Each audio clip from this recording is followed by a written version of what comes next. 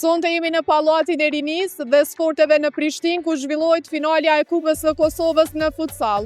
Një përballje tashmë e njohur mes Prishtinës 0-1 dhe Liçenit. Dy klubet janë përballur shpesh në finale, si në kupë ashtu edhe në garën për titull kampioni. Ndaj edhe sonte pritet një ndeshje me shumë ritëm dhe emocione. E sa i përket Kupës së Kosovës, Prishtina ka fituar këtë trofe 4 herë, ndërsa Liçeni 1 herë. Po ashtu, të dy ekipet ka në përbërje emra të njohur të futsallit shqiptar që rrisin edhe më shumë peshën e kësaj finaleje. Këtu brenda atmosfera është e jashtëzakonshme, tribunat po mbushen dhe tifozët po krijojnë një ambient finaleje. Të dyja skuadrat po bëjnë përgatitjet e fundit dhe gjithçka është gati për nisjen e ndeshjes.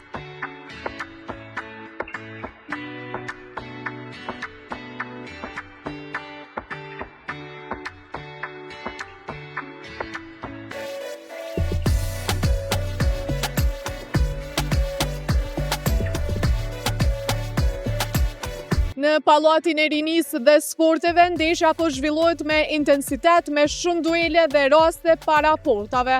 Rezultati aktual është 4-3, ndërsa loja po vazhdon me ritëm të lartë dhe reagime të mëdha edhe nga tribunat.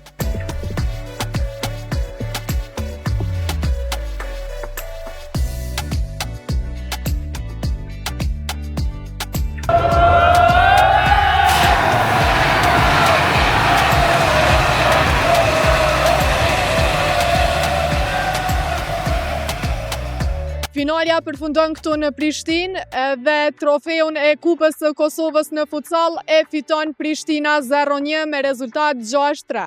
E tani do të sjellim edhe intervistat me trajnerin dhe kapitenin e skuadrës. Si personalisht ashtu edhe së bashku me ekipën jemi shumë të lumtur për këtë trofe, pasi që Kupa e Kosovës është një ndër trofet më prestigjioz në vendin tonë.